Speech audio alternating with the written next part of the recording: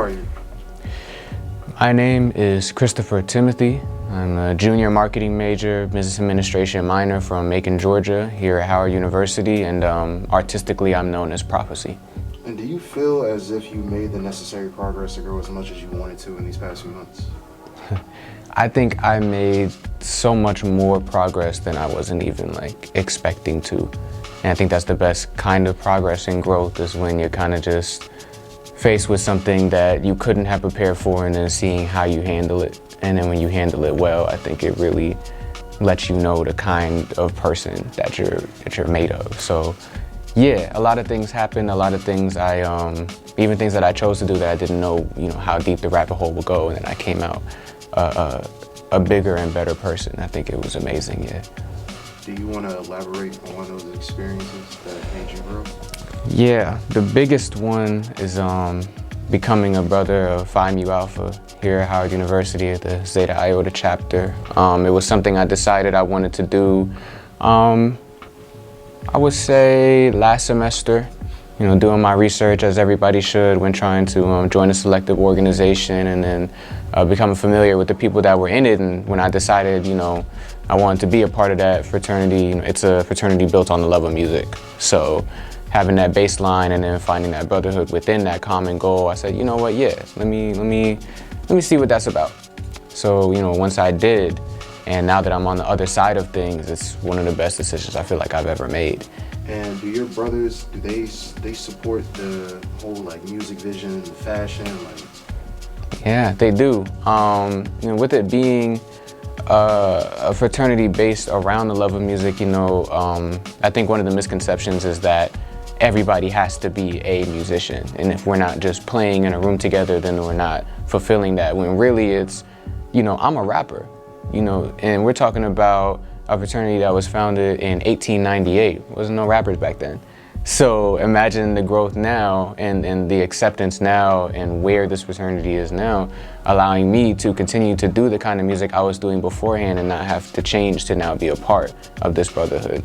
So my brothers, my line brothers, and those that came before me, they were coming to my shows day one. And in these past few months, from just the growth that you've been experiencing, do you feel like the inspirations that you had back in January, are they the same or are they different to now? I think it's the same with a little bit added on. I knew back then my same inspirations were, being more authentic to myself, continuing to break down those walls of what I felt like was holding me back from doing what I truly wanted to do, and continuing to do what I want to do in a larger capacity. I think all of that is still there.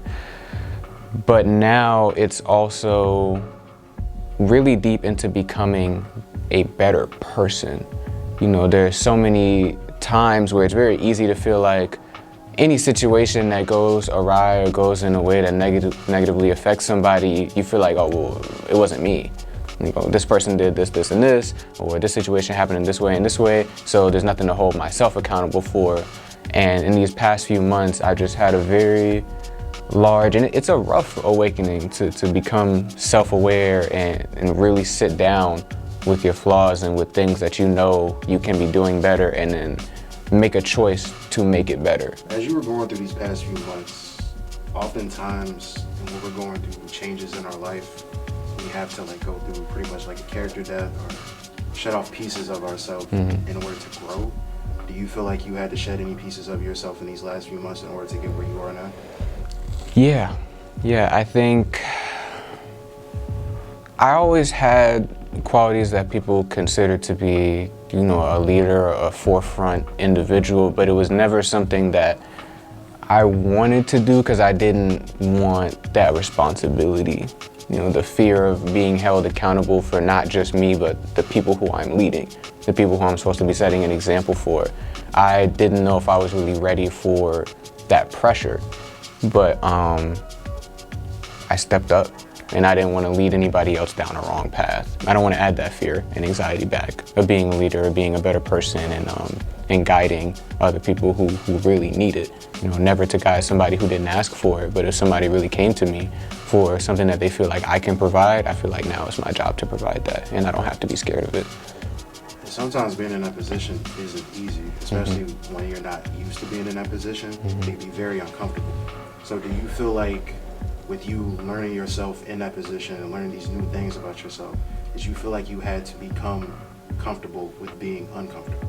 Oh, absolutely. So much of these last few months is being comfortable with the uncomfortable, and being comfortable with not knowing. You know, I just had to learn to trust and to love before having every piece of evidence as to why I should. You know, sometimes it is really a leap of faith, and those were other things that I was scared of, that I just didn't want to do.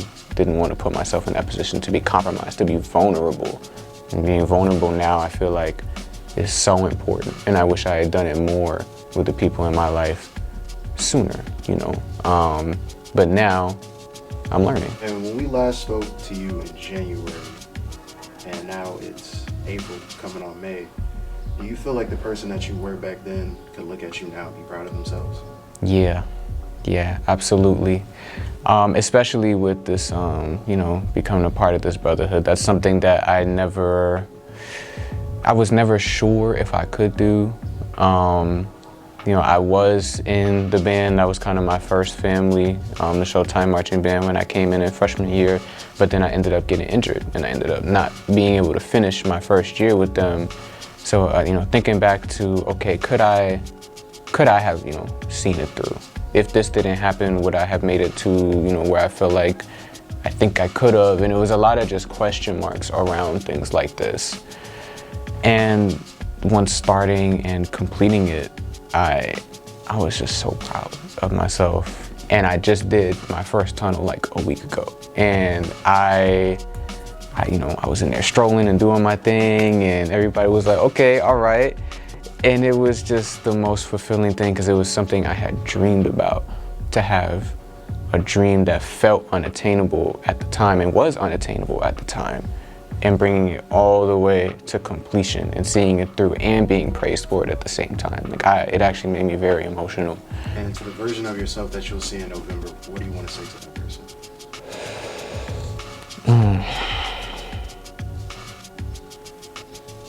Keep trusting, keep jumping into the water with things, and know that no matter where I end up in November, I'm already proud, because I already know. Even if it didn't go how I thought it was going to, if the things that I felt like I was going to do now don't actually happen in November, something else in there came up that I would have never prepared for, that I still did and accomplished, because I've created this new sense of who I am that's capable of doing things like that. And it's that capability that I'm proud of, to just keep pushing through everything and doing it responsibly, and not doing it in a way that's toxic to myself or to others, you know. I'm really stuck on this being vulnerable part. Like, I never really realized how important it was to have a tribe and to trust that tribe around you to get you through everything that it is that you're going through. So I would say to my November self, keep doing that. Don't close back in. Don't feel like everything has to be a solo adventure. Like, this life isn't made to do it alone.